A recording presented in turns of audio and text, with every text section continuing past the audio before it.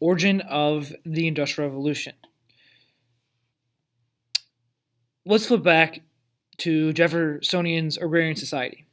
This is talked about in chapter 6 at the beginning of time period 4.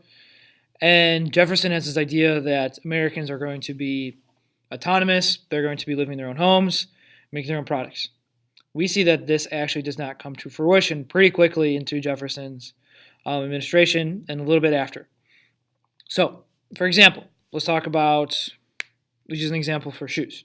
Okay, so Aiden Welch, let's pretend he's living back in Ohio in the year 1810. Okay, before the Industrial Revolution, if Aiden needs some shoes, he's going to make it on his own. Okay, maybe help with some neighbors, but essentially he's on his own. That's Jefferson's idea. Okay, rely on yourself. Now, in the Industrial Revolution, Aiden would go to work at a factory. In this factory, he would make parts of a shoe, and these shoes would be sold to people in the United States. Prior, Aiden makes his shoes, he makes his clothes, he makes his food, trying to be, again, autonomous. But with the Industrial Revolution, Aiden goes to a factory to help produce a certain good. And where does he get all of these goods if he's spending all his time working in the factory? Well, there's other factories that are making other things like clothes, furniture, etc.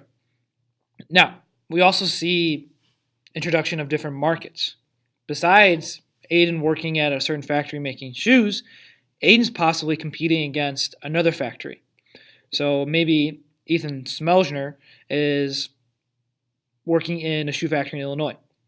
And both these factories are competing for not only United States consumers, but also consumers abroad. And we see kind of a birth of the American Industrial Revolution starting in time period 4, coming between a little exposure late 1820s, really ramping up into the 1830s. Now you may be asking yourself, well, where did this Industrial Revolution come from? And to give you a direct answer, it would be Great Britain. And this name right here is new. Someone called Samuel Slater. And I'm kind of surprised that Brinkley does not bring him up. He is nicknamed the father of the American Revolution by President Andrew Jackson. Here's a picture of Samuel Slater and why he was called the father of the American Industrial Revolution is because as a kid, so he grew up in Great Britain, he worked in a textile factory, and at the age of 21, he wanted to bring textile factories to the United States.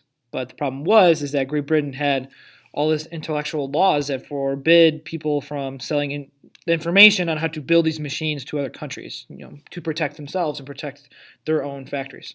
So Slater decides to bring, or at least he can't bring any documents, so he literally memorizes the design of these components of these factories, brings them to the United States, builds some factories. He ends up having 13 factories making textiles, and lo and behold, the Industrial Revolution is brought to the United States with this factory system of producing goods and collecting workers and depending on one another to create things like shoes, clothes, etc. Along with this, the industry boomed with the help of tariffs. So tariffs are taxes on imports from other countries. So speaking of Great Britain, they have been making clothes and other goods for a little while now, and they can make them at a cheaper price. So the United States puts tariffs on these countries, and we saw how this led to some consequences like the War of 1812. But we see that this actually helped the United States boom their own manufacturing industry because they were able to sustain their level of competition amongst themselves and sell to American consumers. Here's a picture of one of the first factories by Samuel Slater. As you can see, it's next to a water source. These first factories were actually powered by water mills instead of other sources of power, which we are going to talk about in a second.